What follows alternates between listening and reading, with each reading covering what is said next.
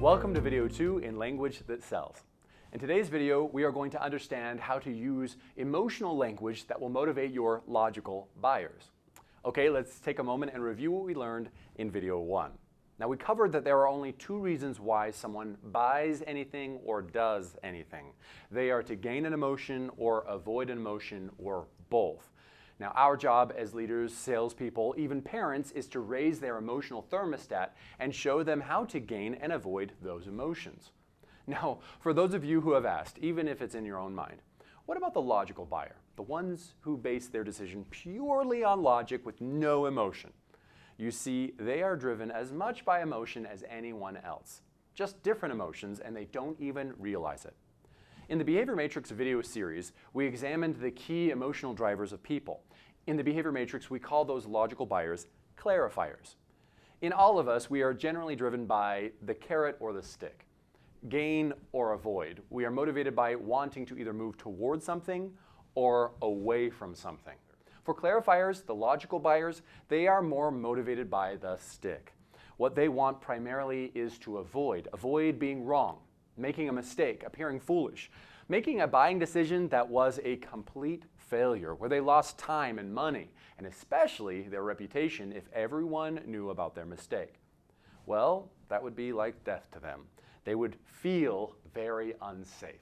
And this safety is a big deal. In fact, I'm going to tell you a little secret right now. It's safety. The most powerful emotion that drives human behavior is safety. So much to say on this. But for now, just let me tell you this. Help your prospects, those you lead, feel safe. That they are safe with you. That they are safe with their decision. This is why we do guarantees, warranties, returnable purchases, and the like, to help our customers feel safe. Creating safety happens on many levels for leaders, from your body posture to the tone and the volume of your voice, as well as the words you use. So back to our logical buyers. How do we mold our language to help them feel safe? Some believe we can just focus on logic and leave out the emotion, but that would be a big mistake. Now, we may go a little heavier on the logic and lighter on the emotion. However, the primary strategy is to focus more on avoiding and those emotional words around that, and lighter on the gaining side with more safety-filled words. Now, we'll explore more of what those words are in the next video. So it's okay, you're completely safe. You can rest assured that we will not forget about your logical buyers. So here's the thing about logic.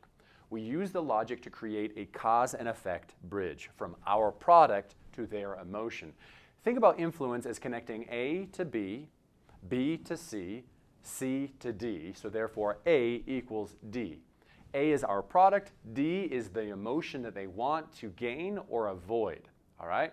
So we achieve what we call pair bonding at that moment. The use of your product or buying into your idea equals the emotion that they want. It is the emotion they want. In the mind, there's no separation. And so therefore, they also want your product or idea. And when the emotion is powerful enough, it will drive behavior. In our case, it's a buying behavior. This is why on television advertisements, you see pair bonding happen so prevalently. I mean, you see sports cars tied to sex, perfumes to sex, beers to sex, because sex is such a powerful emotion. It's a buying emotion. They know that if they can associate their product with sex, you will more likely buy. But sex isn't the most powerful emotion to use in pair bonding. The more powerful emotion I mentioned before, safety. Now, I'm not talking about my physical safety. I'm talking about emotional, social safety, acceptance in our society, fitting in, having value, more control in my life, and so forth. Now, as you watch commercials in the future, see if you can tell which emotion they are trying to pair bond their product with. Sometimes these emotions are subtle or secondary emotions that only point to primary and more powerful emotions. This is your action step for today. Watch 10 to 15 minutes of advertisements on TV or search them online and look for what emotion the ads pair bond the products to. Look for subtle clues on this.